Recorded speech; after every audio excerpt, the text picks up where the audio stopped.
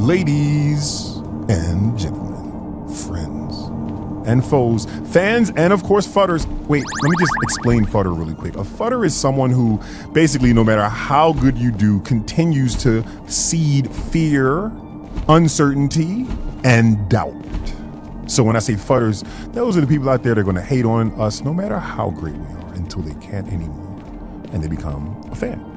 Anyway, welcome to the podcast. This is Meme Mania, and I am your host, Shytoshi Kusama. And today we're going to talk about those 36 chambers of tech.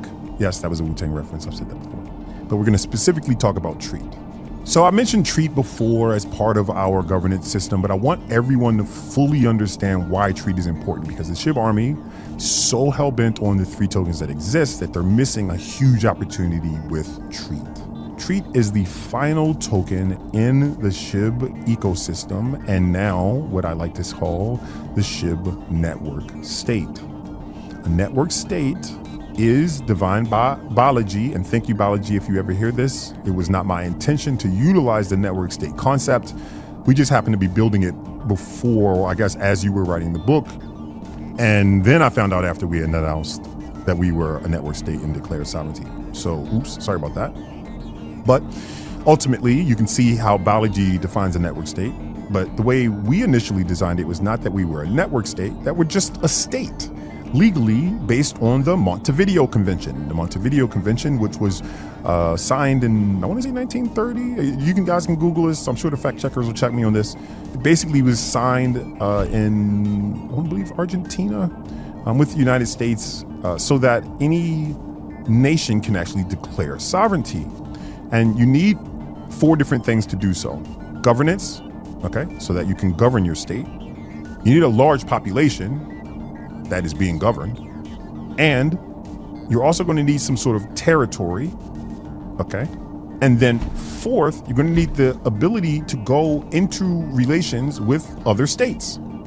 This definition of a state that has these 4 qualities allows you to declare sovereignty, and no one has to agree with your sovereignty. It's sovereignty. Sovereignty means I am sovereign and I don't care what you think.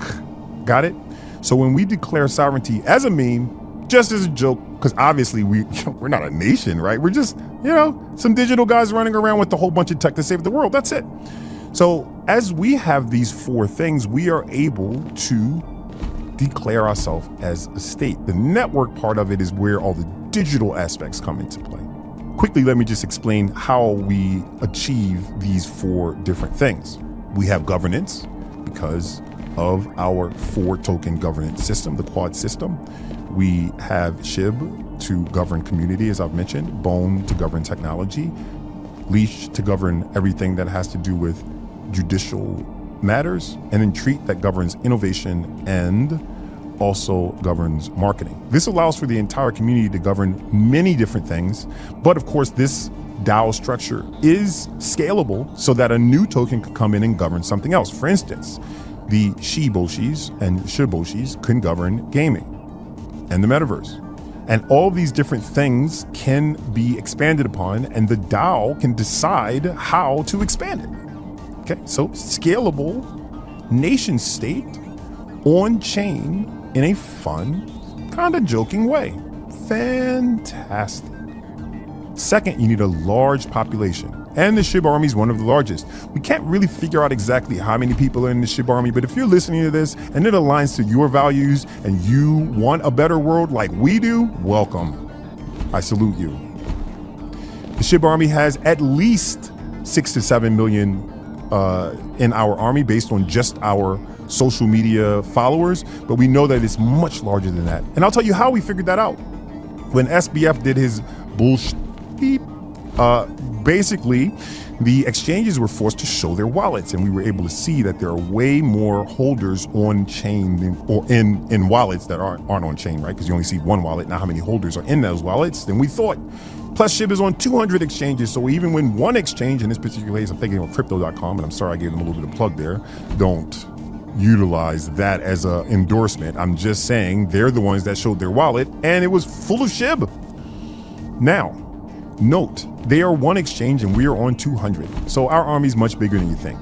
The third part to being able to declare sovereignty is having a territory. And Shib has two, technically, if you're able to say that a territory is digital. Now, the beauty of the Montevideo Convention is that it was made in the 1930s, I think. And back then, digital didn't exist. So when the Montevideo Convention was granted, it says you must have a territory, but it does not define territory as a physical location. So you don't need a physical location. You need a location to house your citizens.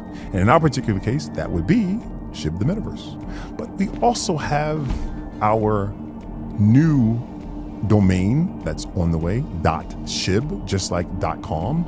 And very soon, I'm excited to kind of alpha on this channel that we will also have our own .com. So shib.com, and shortly thereafter, your domain .shib.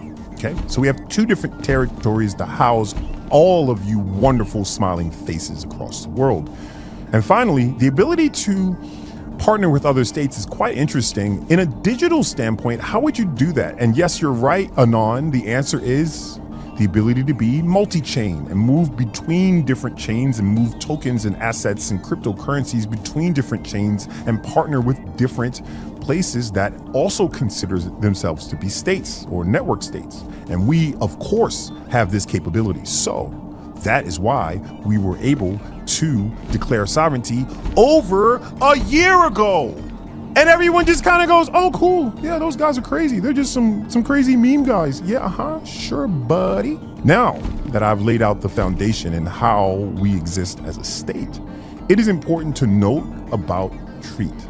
As our final token, Treat will unlock the advanced features within this state, because there's a whole bunch of tech that we'll be talking about on Thursdays, 36 chambers of tech, and the most advanced features that need to be paid to utilize Treat as the method of payment. Now, wait a minute.